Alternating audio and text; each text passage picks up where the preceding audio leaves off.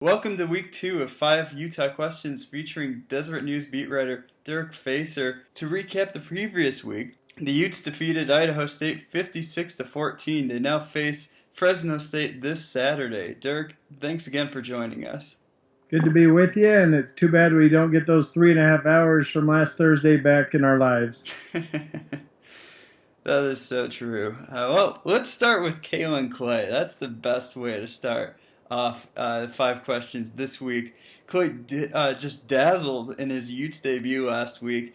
2 returns for touchdowns. He was also named Pac-12 Special Teams Player of the Week. What role can we expect from Clay this week? Well, I think he obviously earned the right to return punts and kickoffs, be the main guy, and I anticipate we'll see him start the game in those positions. Also, he moved up the depth chart this week at wide receiver, and he'll be a starting wide receiver as well. You know, he's adjusting to the altitude. That's one thing. Came late to camp, was not able to participate in any summer conditioning with the team at all, so he's playing a little bit of catch-up, and he said the altitude's the big thing that's catching him, but boy, when he ran those kicks back, he certainly didn't look like he was short of breath. A couple of changes on the Utes depth chart this week. You mentioned Clay, but that includes Dominique Hatfield becoming a co-starter at cornerback. What role can Utes fans expect from Hatfield this week and down the road? And is this the last time we've seen a receiver? Nope. You know, he's going to play.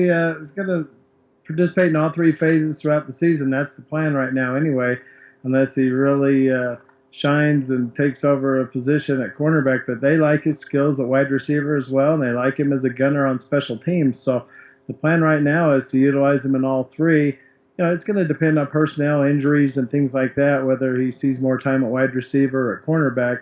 Right now they're a little thin at corner, and so the need is there, but he'll also play wide receiver because they like that speed and his athleticism. But he's going to try to do them all right now. Of all the things that Utah will need to improve throughout the season, the Utes defense allowed 179 yards of rushing to Idaho State on Thursday. What are the Utes working on this week to hold Fresno State from running the ball?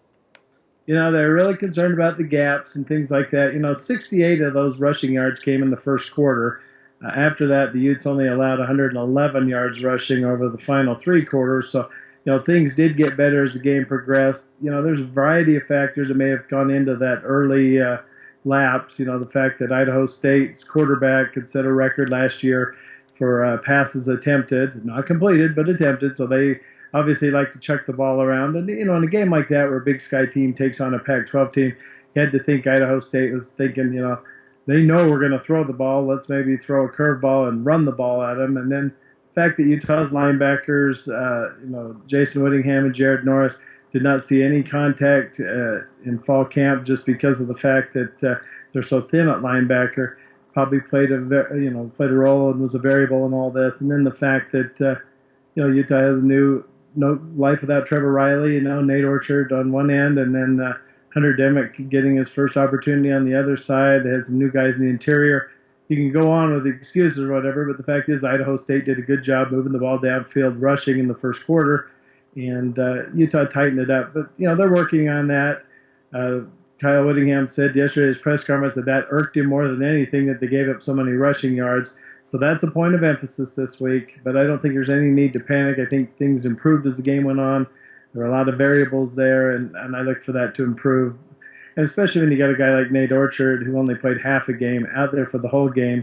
His leadership and that, he's not going to let the guys, let the other team run right through him. Fresno State went with Brian Burrell and Brandon Connett last week at quarterback. Neither really stood out, and both are listed as starters heading into this week. How are the Utes preparing for the uncertainty which quarterback could be on the field? You know, they're preparing for both. I had a chance to talk to Fresno State offensive coordinator Dave Schramm on Sunday, and he indicated that both quarterbacks will see action against the Utes on Saturday. You know, Connett is a transfer from Duke. It's very similar to the situation Utah has with Kendall Thompson. He's going to be used in situations. He's not really going to ever be the main guy there.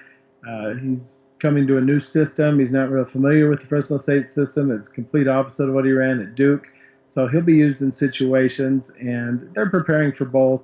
and USC really did a number on them. And Utah's big concern defensively is the lack of takeaways. USC had 4 picks against Fresno State last week, so I'm sure Utah is watching that film closely and seeing what they can do. But as far as preparing for a two-headed monster, it's not necessarily that. Both quarterbacks will play, but one's very situational. Finally, Fresno State, you mentioned this with Dave Schramm. That's a familiar face on the sideline for the Utes, former offensive coordinator with the Utes. Now has the same role at Fresno State. What factor will that play on Saturday? It's funny, you ask guys on both sides of the ledger, and they say it would be no factor. The fact that they know each other is great, but they say both teams have evolved since his departure. This will be the 3rd season that Dave Schramm's been away from the Utes. He's familiar with Kalani Sitake, Morgan Scalley, and the guys he used to coach with.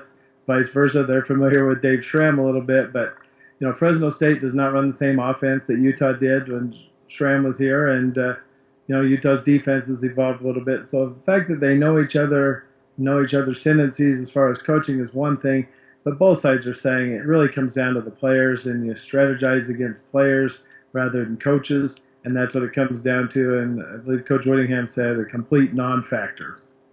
Well, that wraps up this week's version of 5 Utah questions. Make sure to check back with DeseretNews.com each week for more installments. Thanks again, Dirk, for joining us. You're welcome. See you next week.